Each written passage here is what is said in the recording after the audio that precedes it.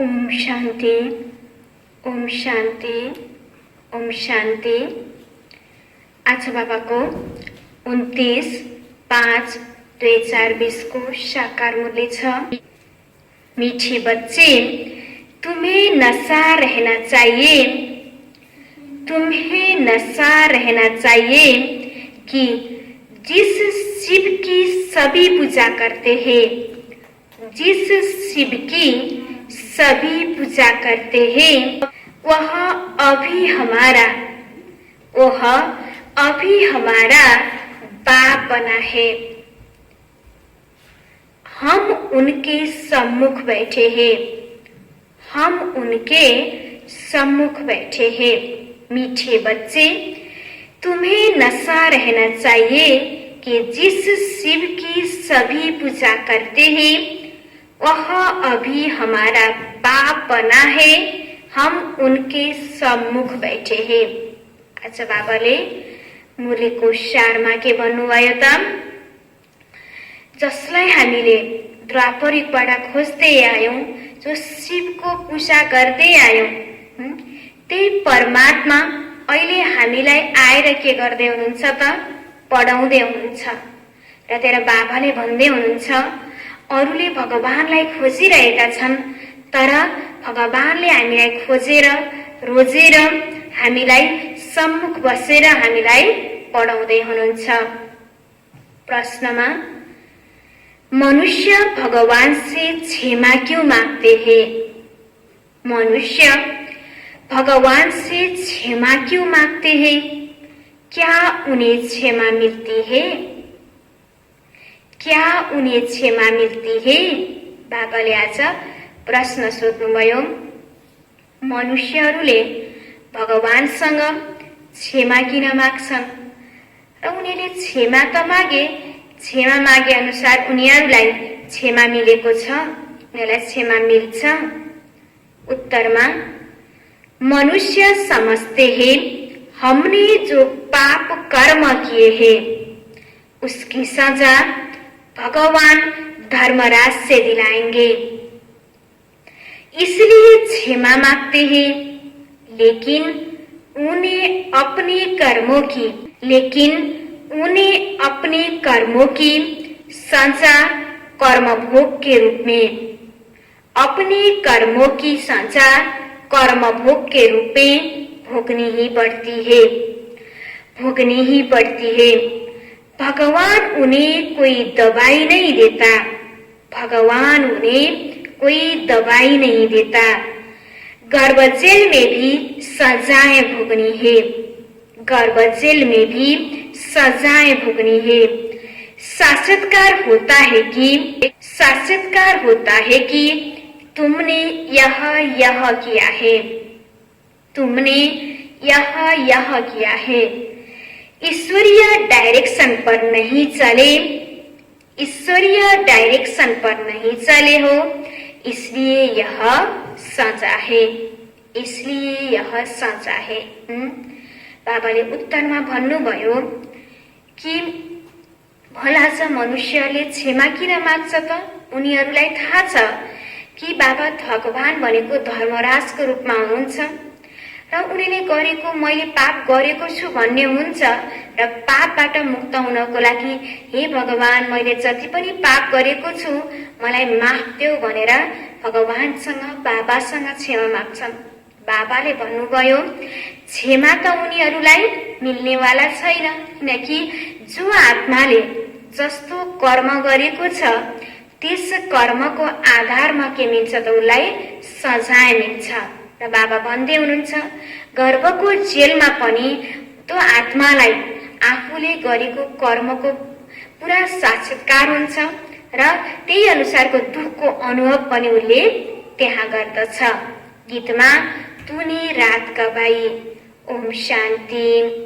यह किसने कहा?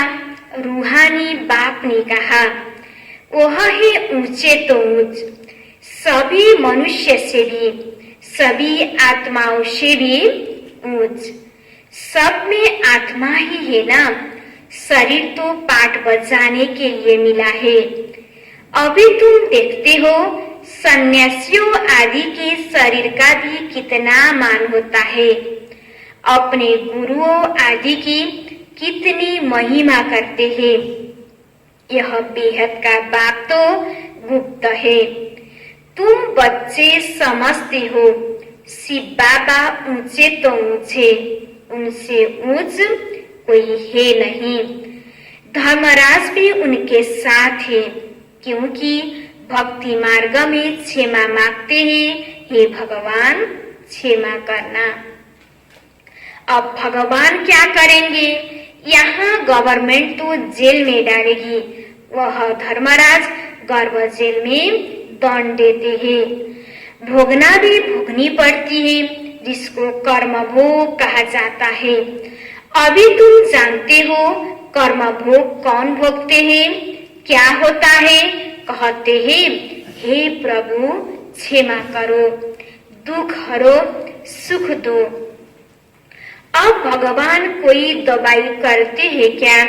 वह तो कुछ कर न सके, तब भगवान को क्यों कहते हैं? क्योंकि भगवान के साथ भगवान फिर धर्मराज भी है। बुरा काम करने से जरूर भोगना पड़ता है। गर्भ जेल में सजा भी मिलती है, साक्षात्कार सब होते हैं। बिगर साक्षात्कार सजा नहीं मिलती।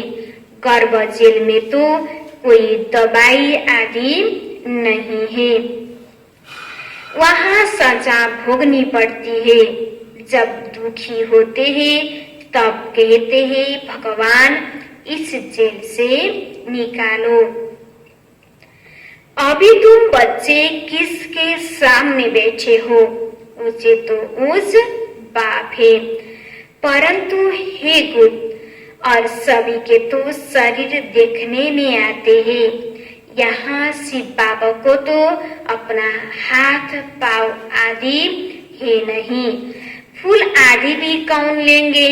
इनके हाथ से ही लेना होगा अगर चाहे तो, परंतु कोई से भी लेते नहीं।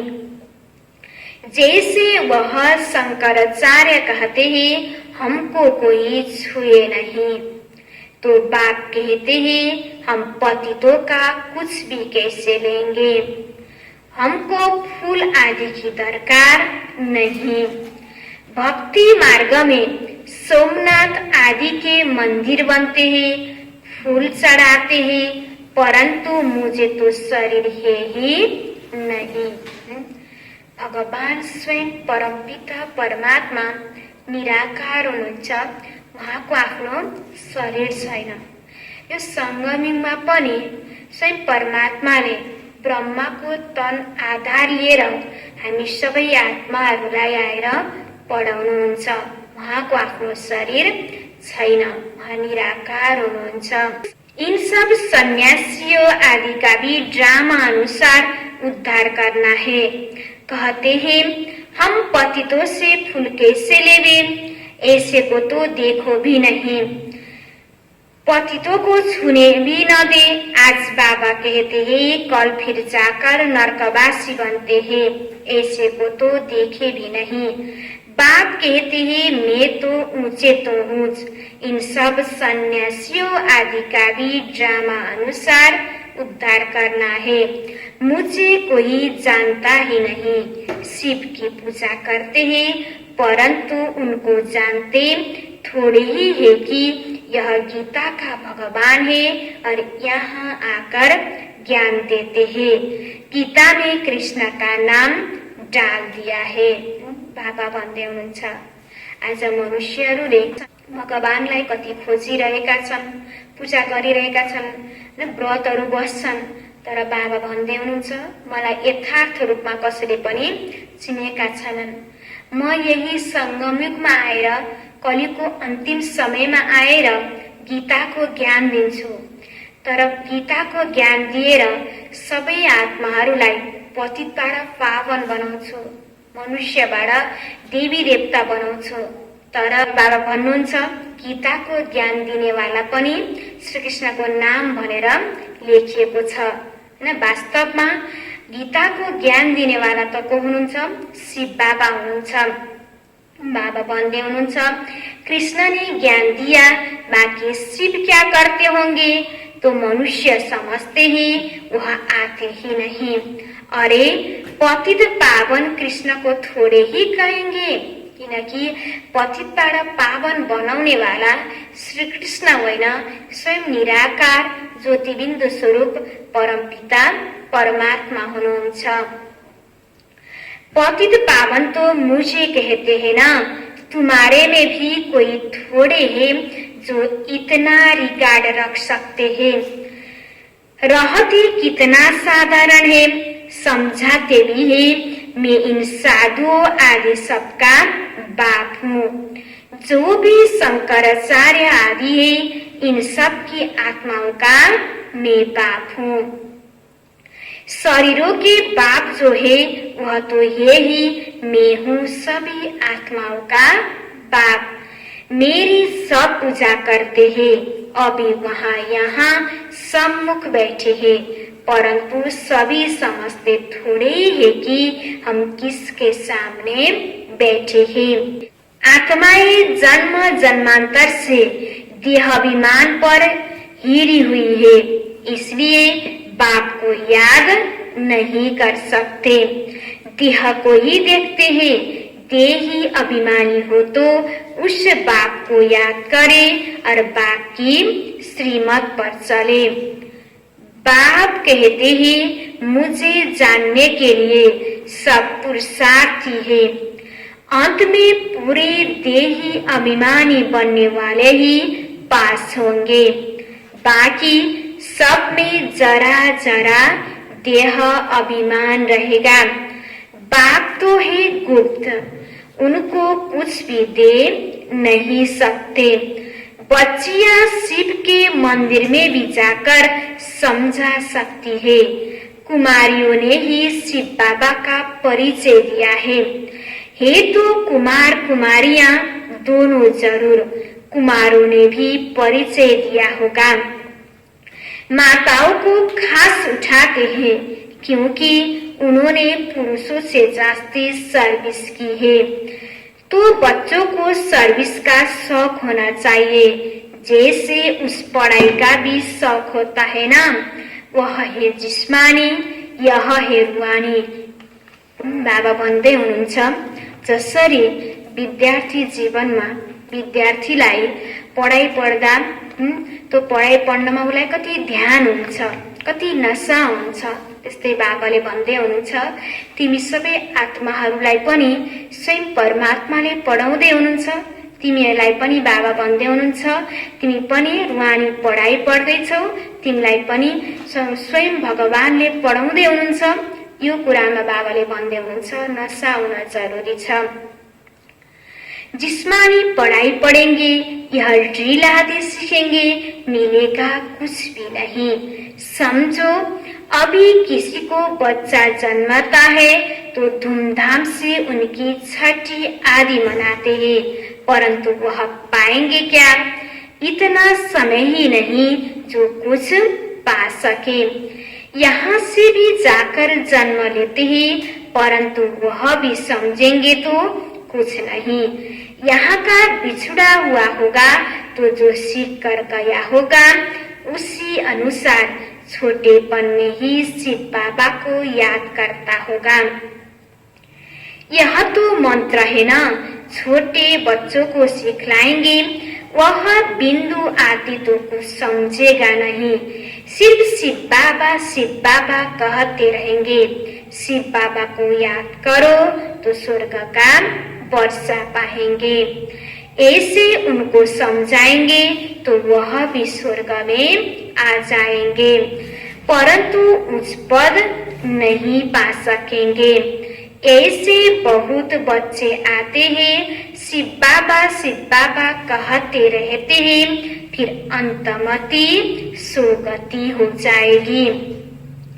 यह राजधानी स्थापना हो रही है। अब मनुष्य शिव की पूजा करते हैं, परंतु जानते थोड़े ही हैं। जैसे छोटा बच्चा शिव शिव कहते हैं, समझते नहीं। यहाँ भी पूजा करते हैं, परंतु पहचान कुछ भी नहीं। भगवानको पूजा त गरिरहेका छन्, तर वास्तविक रूपमा भगवान को हुनुहुन्छ, भगवानसँग मेरो कस्तो सम्बन्ध छ, वास्तविक परिचय कसलाई पनि थाहा छैन। परंतु जानते थोड़े ही हैं, तो उनको बतलाना चाहिए। तुम जिसकी पूजा करते हो वही ज्ञान का सागर, गीता का भगवान है। वह हमको पढ़ा रहे हैं। इस दुनिया में और कोई मनुष्य नहीं जो कह सके कि शिव बाबा हमको राजयोग पढ़ा रहे हैं। यह सिर्फ तुम जानते हो, सो भी भूल जाते हो। पुरानी दुनिया का सन्यास करो, तुम हठयों की हद के सन्यासी हो। वह है शंकराचार्य, यह है शिवाचार्य। वह हमको सिखलाते हैं, कृष्ण आचार्य नहीं कह सकते। वह तो छोटा बच्चा है, सतयुग में ज्ञान की दरकार नहीं रहती है। जहाँ जहाँ शिव के मंदिर है, वहाँ तुम बच्चे बहुत अच्छी सेवा कर सकते हो। शिव के मंदिर में जाओ, माताओं का जाना अच्छा है, कन्याएं जाए तो उससे अच्छा है। अभी तो हमको बाबा से राज्य भाग्य लेना है। बाप हमको पढ़ाते हैं, फिर हम महाराजा महारानी बनेंगे। ऊंचे तो ऊंच बाप ही है, ऐसी शिक्षा कोई मनुष्य दे न सके। यह है ही कलयुग, सतयुग में था इनका राज्य। यह राजा रानी कैसे बने, किसने राजयोग सिखलाया जो सतयुग के मालिक बने। जिसकी तुम पूजा करते हो वह हमको पढ़ाकर सतयुग का मालिक बनाते हैं। ब्रह्मा द्वारा स्थापना, विष्णु द्वारा पालना, शंकर द्वारा विनाश। पतित प्रवृत्ति मार्ग वाले ही पावन प्रवृत्ति मार्ग में जाते हैं। कहते भी है, बाबा हम पतितों को पावन बनाओ, पावन बनाकर यह देवता बनाओ। वह है प्रवृत्ति मार्ग। निर्वृत्ति मार्ग वालों का गुरु बनाना ही नहीं है। जो पवित्र बनते हैं उनके गुरु बन सकते हैं। ऐसे बहुत कंपेनियन भी होते हैं, विकार के लिए शादी नहीं करते हैं। तो तुम बच्चे ऐसी ऐसी सर्विस कर सकते हो। अंदर में शौक होना चाहिए, हम बाबा के सपूत बच्चे बन क्यों न जाकर सर्विस करेंगे। पुरानी दुनिया का विनाश सामने खड़ा है। अब शिव बाबा कहते हैं कृष्ण तो हो न सके, वह तो एक ही बार सतयुग में होगा। दूसरे जन्म में वही फीचर्स, वही नाम थोड़े ही होगा। 84 जन्म में 84 फीचर्स। कृष्ण यह ज्ञान किसी को सिखला न सके, वह कृष्ण कैसे यहाँ आएंगे। अभी तुम इन बातों को समझते हो। आगा कल्प अच्छे जन्म होते हैं, फिर रावण राज्य शुरू होता है। मनुष्य हुबहू जैसे जानवर मिसल बन जाते हैं, एक दो में लड़ते झगड़ते रहते हैं। तो रावण का जन्म हुआ ना, बाकी 84 लाख जन्म तो है ही नहीं।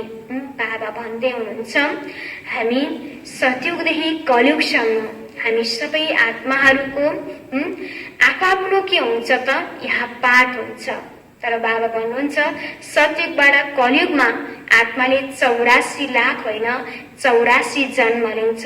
सतयुगमा त्यही आत्मा, सतयुग र त्रेतायुगमा त्यही आत्मा सतो प्रधान हुन्छ। द्वापर युग र कलियुगमा आएपछि त्यही आत्मा तमो प्रधान बन्दै जान्छ। त्यही देव आत्मा हैन, अहिले यो रावण राज्यमा आएर एक आपसमा लडाई झगडा गर्ने, एक आपसमा बाबा भन्दै हुनुहुन्छ लड़ते झगड़ते रहते हैं। इतनी वेराइटी है, जन्म थोड़े ही इतने लेते हैं। तो यह बाप बैठ समझाते हैं, वह है ऊंचे तो भगवान, वह पढ़ाते हैं। नेक्स्ट में फिर यह भी तो है ना, नहीं पढ़ेंगे तो किसी के पास जाकर दास दासियां बनेंगे। क्या शिव बाबा के पास दास दासी बनेंगे? बाप तो समझाते हैं, पढ़ते नहीं हो तो सतयुग में जाकर दास दासियां बनेंगे। जो कुछ भी सर्विस नहीं करते, खाया पिया और सोया, वह क्या बनेंगे? बुद्धि में आता तो है ना, क्या बनेंगे? हम तो महाराजा बनेंगे, हमारे सामने भी नहीं आएंगे। खुद भी समझते हैं ऐसे हम बनेंगे, परंतु फिर भी सब कहाँ है? हम अपनी उन्नति कर कुछ पाले भी समझते ही नहीं। तब बाबा कहते हैं ऐसे मत समझो, यह ब्रह्मा कहते हैं, हमेशा शिव बाबा के लिए समझो। शिव बाबा का तो रिकॉर्ड रखना है ना, उनके साथ फिर धर्मराज भी है, नहीं तो धर्मराज के डंडे भी बहुत खाएंगे। बाबा भन्दै हुनुहुन्छ अहिलेको समयमा भगवानले आएर सम्झाउँदै हुनुहुन्छ, पढाउँदै हुनुहुन्छ, राम्रो कर्म गर, तिमीले जस्तो हैन कर्म गर्छौ त्यस अनुसार तिमीलाई फल मिल्छ। तिमीले जति पढाइ पढ्छौ त्यसको आधारमा तिमीलाई भविष्यमा पद मिल्छ। बाबाले भनेको मानेन भने बाबाले भन्दै हुनुहुन्छ म धर्मराजको रूपमा आएर तिमीलाई के गर्छु त, सजाय दिन्छु। कुमारियों को तो बहुत होशियार होना चाहिए, ऐसे थोड़े ही यहाँ सुना, बाहर गए तो खलास। भक्ति मार्ग की कितनी सामग्री है, अब बाप कहते ही विष छोड़ो, स्वर्गवासी बनो, ऐसे ऐसे स्लोगन बनाओ, बहादुर शेरनिया बनो। बेहद का बाप मिला है, फिर क्या परवाह। गवर्नमेंट धर्म को ही नहीं मानती है तो वह फिर मनुष्य से देवता बनने कैसे आएंगे? सबको हम एक समझते हैं, फिर लड़ते झगड़ते क्यों हैं? झूठ तो झूठ सच की रत्ती भी नहीं, पहले पहले ईश्वर सर्वव्यापी से ही झूठ शुरू होती है। हिंदू धर्म तो कोई है नहीं, क्रिश्चियन का अपना धर्म चला आता है, वह अपने को बदलते नहीं है। यह एक ही धर्म है जो अपने धर्म को बदल हिंदू कह देते हैं और फिर नाम कैसे कैसे रखते हैं, श्री श्री फलाने। अभी श्री अर्थात श्रेष्ठ है कहाँ? श्रीमती किसी की नहीं, यह तो उन्हों की आयरन एज मत है, उनको श्रीमत कैसे कह सकते हैं? अभी तुम कुमारियां खड़ी हो जाओ तो कोई को भी समझा सकती हो, परंतु योग युक्त अच्छी होशियार बच्ची चाहिए। अच्छा मीठे मीठे सिखिलते बच्चों प्रति माता पिता बाप दादा का याद प्यार और गुड मॉर्निंग। रूहानी बाप की रूहानी बच्चों को नमस्ते, रूहानी बच्चों की रूहानी बाबा को याद प्यार और गुड मॉर्निंग, नमस्ते नमस्ते। धारणा के लिए मुख्य सार 1 नंबरमा छ, अपनी उन्नति करने के लिए, अपनी उन्नति करने के लिए बाप की सर्विस में तत्पर रहना है, बाप की सर्विस में तत्पर रहना है। सिर्फ खाना पीना सोना, सिर्फ खाना पीना सोना, यह पद गवाना है, यह पद गवाना है। 2 नंबरमा छ, बाप का और पढ़ाई का रिकॉर्ड रखना है, बाप का और पढ़ाई का रिकॉर्ड रखना है। देही अभिमानी बनने का, देही अभिमानी बनने का पूरा पूरा पुरुषार्थ करना है, पूरा पूरा पुरुषार्थ करना है। बाप की शिक्षाओं को धारण कर, बाप की शिक्षाओं को धारण कर सपूत बच्चा बनना है, सपूत बच्चा बनना है। आज बाबाले धारणाको लागि विशेष के भन्नुभयो त, आफ्नो उन्नतिको लागि बाबाले भन्दै हुनुहुन्छ, आफ्नो स्वयं उन्नतिको लागि बाबाको सेवा गर भन्नुभयो। जति हामी सेवामा तत्पर रहन्छौँ त्यति नै हाम्रो सुखको के हुन्छ, उन्नति हुन्छ। यो सङ्गम युगमा हाम्रो पास सेवा गर्नको लागि धेरै समय छैन। यो थोरै समयमा हामीले आफ्नो तन मन धनबाट हामीले यो समयलाई के गर्नु छ, सफल पार्नु छ। तर बाबा भन्दै हुनुहुन्छ, खानु पिउनु बस्नु यो सानो सानो कुरामा समयलाई व्यर्थ गवाउनु छैन। वरदानमा छ, स्वयंको विश्व सेवा प्रति अर्पित कर। स्वयंको विश्व सेवा प्रति अर्पित कर। माया को दासी बनाने वाले सहज संपन्न भव। विस्तारमा, अब अपना समय सर्व प्राप्तियां ज्ञान गुण और शक्तियां विश्व की सेवा अर्थ समर्पित करो। जो संकल्प उठता है चेक करो कि विश्व सेवा प्रति है। ऐसे सेवा प्रति अर्पण होने से स्वयं सहज संपन्न हो जाएंगे। सेवा की लगन में छोटे बड़े पेपर्स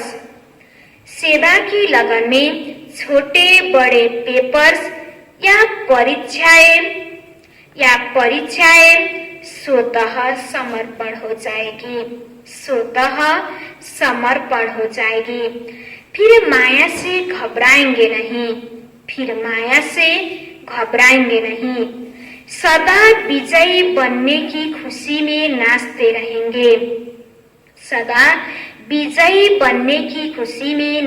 रहेंगे। माया को अपनी दासी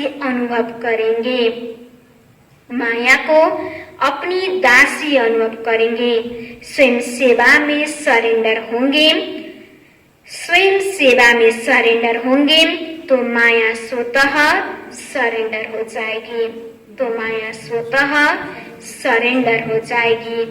बाबाले आज वरदानमा विशेष गरेर के भन्नुभएको छ त, आफूलाई हेर कि मैले जुन यो समय छ, मसँग भएको ज्ञान विशेषता गुण त मैले विश्वको सेवाको लागि लगाएको छु।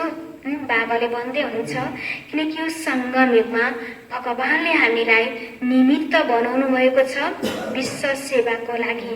त्यसकारण बाबाले भन्नुभयो, आफूलाई हेर कि मेरो गुण विशेषता विश्व सेवाको लागि छ कि छैन। जुन हामीले आफ्नो गुण विशेषता हैन तन मन धन विश्व सेवाको लागि लगायौं भने हाम्रो अवस्था पनि के हुन्छ, राम्रो हुँदै जान्छ। बाबा भन्नुभयो, तिमी जब बाबा प्रति पूरा रूपमा सरेन्डर हुन्छौ तब माया पनि नराम्रो कुरा पनि हामी माथि के हुन्छ, सरेन्डर हुन्छ। स्लोगनमा, अंतर्मुखता से मुख को बंद कर दो तो क्रोध समाप्त हो जाएगा। अंतर्मुखता से मुख को बंद कर दो तो क्रोध समाप्त हो जाएगा।